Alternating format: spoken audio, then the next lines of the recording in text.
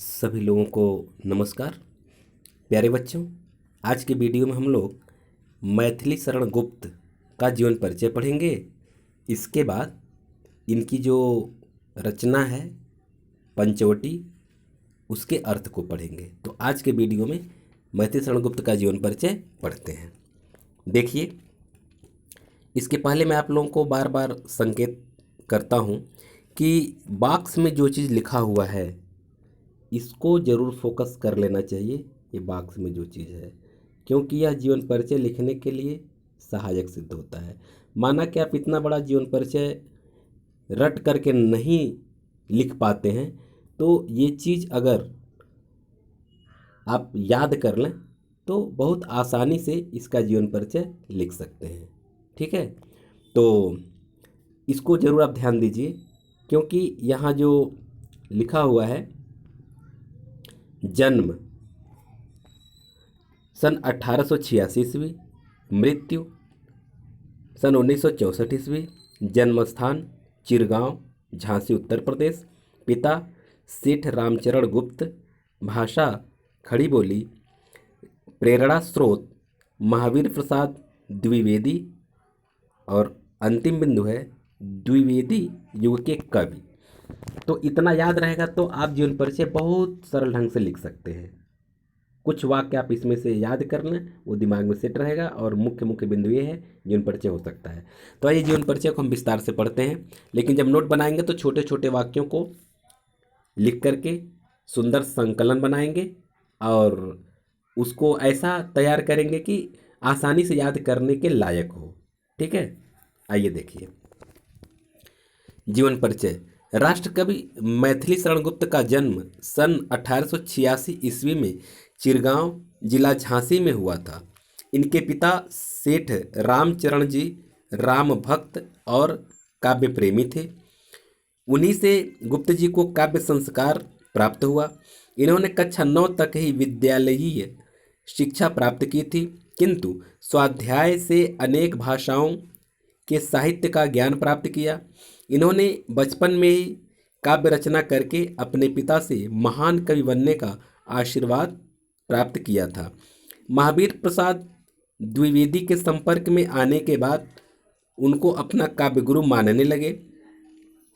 पैतृक संपत्ति के रूप में प्राप्त गुप्त जी के संस्कार को द्विवेदी जी ने संवारा एवं सजाया।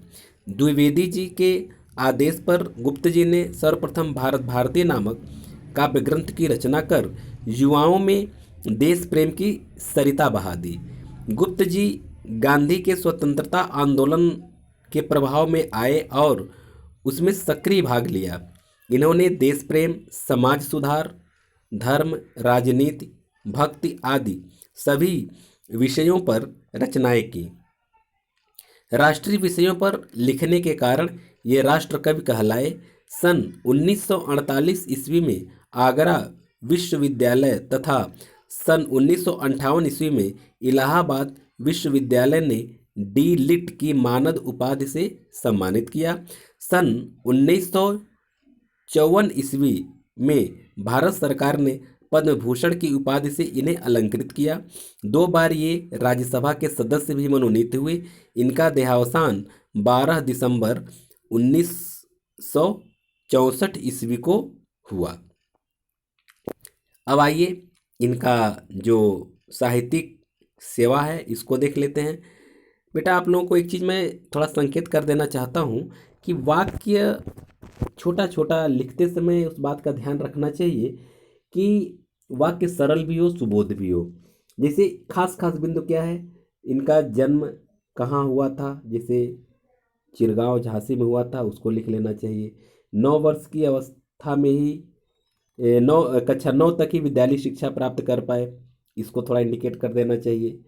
फिर ये छोटी अवस्था में ही काव्य सृजन करना शुरू कर दी, अपने पिता इससे महान कवि बनने का आशीर्वाद प्राप्त कर लिया।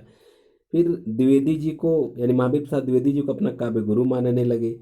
ये सब कुछ ऐसे बिंदु हैं जो काफ़ी असरकारी हैं और आप इसको लिख सकते हैं।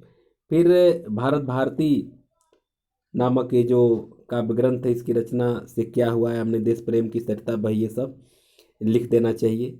इनका कौन कौन सा विश्वविद्यालय कब कब कौन सा उपाधि दिया, कब कितनी बार राज्यसभा के सदस्य मनोनीत हुए, इनका देहावसान कब हुआ, भारत सरकार पद्म भूषण से इन्हें अलंकृत किया, ये सब मुख्य बिंदु होते हैं, इसको जरूर लिखना चाहिए।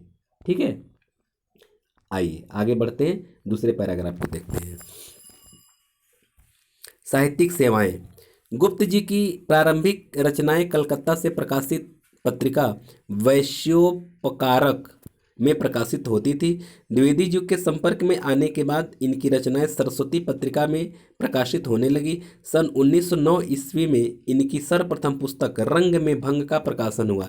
ये बहुत महत्वपूर्ण चीज़ है ये सब, कि इनकी पहली पुस्तक कब प्रकाशित हुई, तो इसको नोट में लिख लेना चाहिए। ठीक है ना, 1909 में रंग में भंग प्रकाशित हुआ।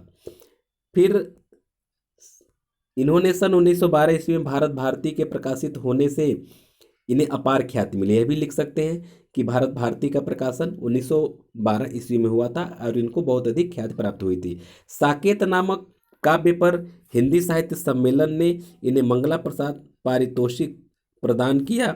इन्होंने अनेक अद्वितीय कृतियों का सृजन कर संपूर्ण हिंदी जगत को विस्मित कर दिया। खड़ी बोली के स्वरूप निर्धारण और उसके विकास में इन्होंने अपना अमूल्य योगदान दिया। तो इसमें जो खास खास बात है जो मैं इंडिकेट कर दिया हूँ उसको लिख लेना चाहिए। जैसे साकेत पर मंगला प्रसाद पारितोषिक प्रदान किया गया, इसको लिख लेंगे।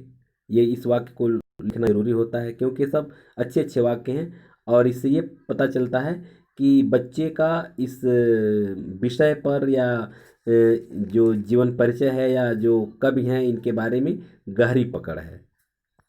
आगे रचनाएं देखिए। गुप्त जी आधुनिक काल के सर्वश्रेष्ठ लोकप्रिय कवि थे। इनकी 40 मौलिक तथा 6 अनुदित पुस्तकें प्रकाशित हुई। ये बहुत इंपॉर्टेंट है कि कितने मौलिक हैं और कितने अनुदित। अनुदित का मतलब होता है जो अनुवाद किया हुआ है, माने दूसरे भाषाओं की रचनाओं को हिंदी में अनुवाद जो किया जाता है उसको अनुदित रचनाएं कहते हैं।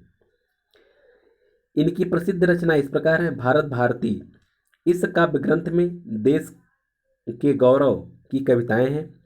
दूसरा यशोधरा है, इसमें गौतम के वन चले जाने के पश्चात उपेक्षित यशोधरा के चरित्र को काव्य का आधार बनाया गया है।